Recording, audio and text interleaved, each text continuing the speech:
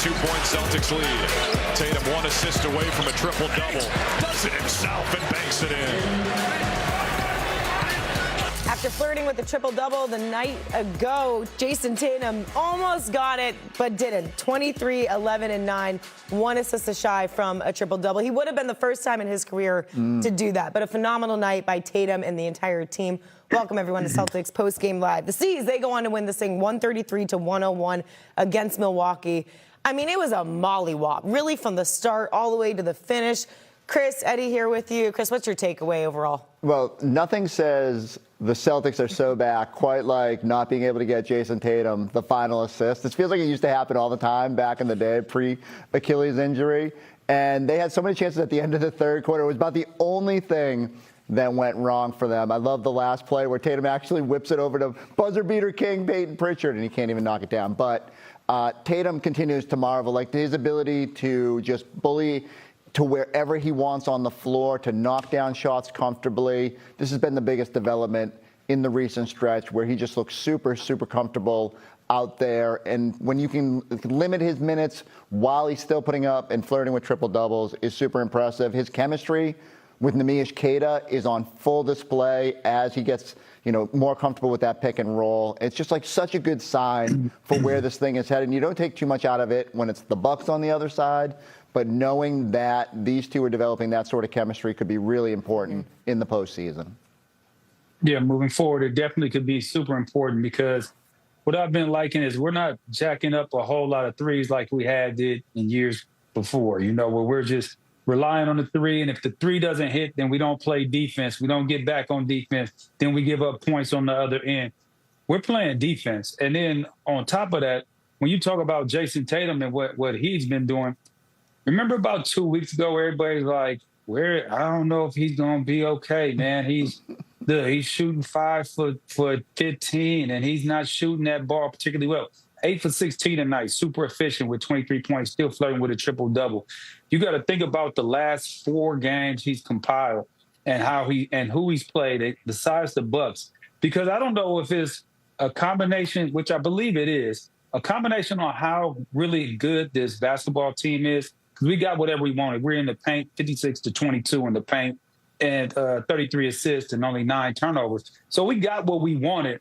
It wasn't because we're that good offensively. I think that has part to do with it.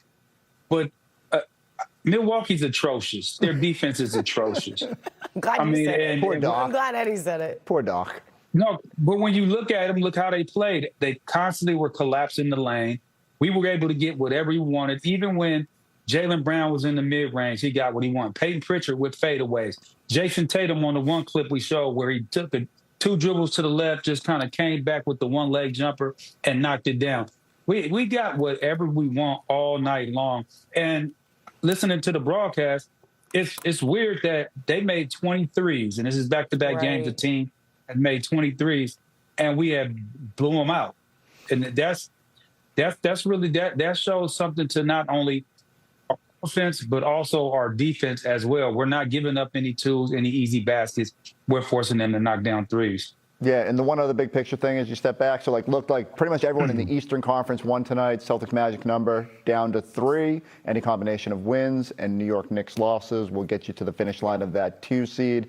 But just the way the Celtics are playing feels way more important than locking up the seeding, because right now they are rolling. The good first quarters, everything's going well. That's what that was my takeaway too. I mean, 53 points in the first quarter the other night. You have 43 here tonight. Jayson Tatum just 1 assist is shy from a triple-double, and then you have all the starters in double figures at the half. And like Eddie mentions, when you are able to just move the ball, spread the ball around, Jayson Tatum right now, 20 assists over the past 2 games. So it's not just about him getting his. He's feeding other players, and it's working. All right, he's standing by. Actually, I lied. Keita is standing by with Abby Chim postgame. Nimi, back-to-back games that this offense has been executing on another level. What is fueling this surge?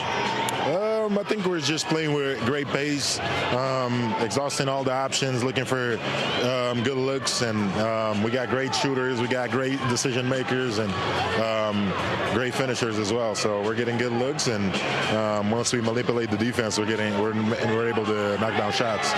Making the most of it. You had 4 blocks tonight.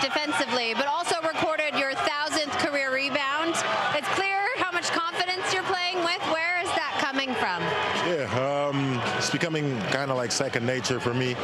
Getting to understand my teammates, getting to understand how to get them open, how to figure out how to score down the paint, and rebounding is something I've been doing for a long time. So I'm glad I got the 1,000. Let's get the 10,000 or whatever more I can get. Finally, you guys have 5 games left in this season. How are you feeling about where this team is at as you look towards the postseason? Yeah, I feel like we're trending in the right direction. We're playing great basketball. We're looking great offensively. Our defense is picking up a lot. So we just want to keep on owning into these skills and keeping on getting better, because we got these last 5 games to finish strong and then head into the playoffs with the best momentum and to go full steam ahead. Certainly did that tonight, Nimi. Thank you. Congratulations. Neemias Queta, 19 and 10, finishing out here tonight. I love what he said. 1,000, let's get to 10,000. Let's get to the next 1,000, because that, you guys, is the mentality of the Celtics. We just heard Eddie House saying, all right, Milwaukee, they ain't great. But the Celtics being able to capitalize in various ways, from Jayson Tatum, Jaylen Brown, all the way to Neemias Queta, this is a complete team right now.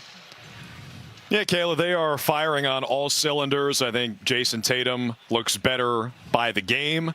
If he had played the fourth quarter, who knows what kind of line he would have ended up with. Certainly would have had his second consecutive triple-double. Scal, as I, again, turn to you. This is fun. This is the 3rd time we've done this season, because we had that extra makeup game thanks to the NBA Cup. Scal, what was your big takeaway from the game? That the offense is really clicking. There's 25 different ways they can beat you. They can beat you with individual play. If you put 2 on the stars, they're going to find the right guys. The timing of cuts, breaking open, finding windows to catch and shoot. I mean, I just don't know if I can find an offensive weakness from these guys right now. And it's a team that was already second in the NBA in offensive rating for different parts of the season. They were first, and that's before Jayson Tatum came back, and as he knocks the rust off and gets in game shape, they just continue to hit another level. Now, granted, Miami is not the same Miami defense we typically see. The Bucks are a joke. I mean, do you think Adam Silver watches the end of these Bucks games and the Antetokounmpo's fooling around at the end and says, we need to fix this tanking, man. This has gotten out of control. I know. You know, I feel like that's what the league is right now, but they're still, like, this game on Sunday will be important. You know, with Toronto, they're trying to win. So there's a few in there. Charlotte's trying to win. The Knicks. So there's a few in there that are going to be important. But sometimes these games could be hard for a team that as good as the Celtics are. You still got to get up for the game. You still got to play with energy. And I asked Joe, what do you got to do? And he's like, execute. You just got to. It doesn't matter who you play, if you execute and you focus on the margins. And they did that tonight.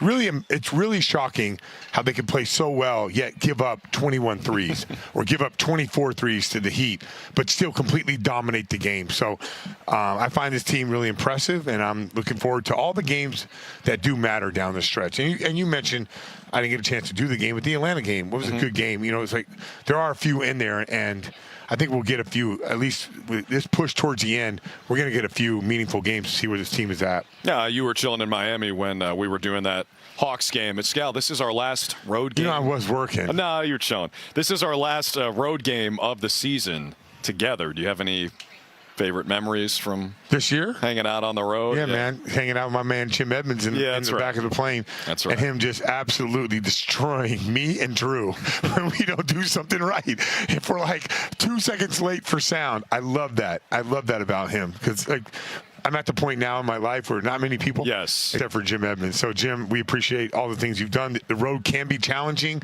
at times. Look where we're at. We're like 150 feet away from the court, but you always make it amazing, and you always hold me accountable, which is you're like one of 2 people in this world that do that. So I appreciate it.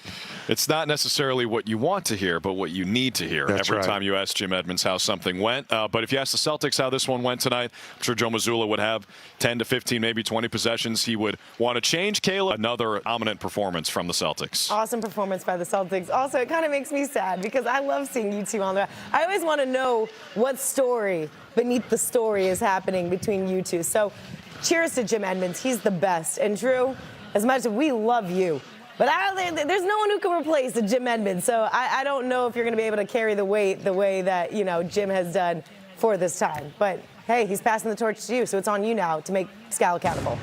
All right, we'll see. We'll see if it happens. We got a whole nother season. The Celtics win this thing. 133-101 the final. Jayson Tatum, you see it there, 23, 11, 9. One more. He would have had a triple-double for the first time in his career, going back-to-back games with a triple-double, but he still has more time.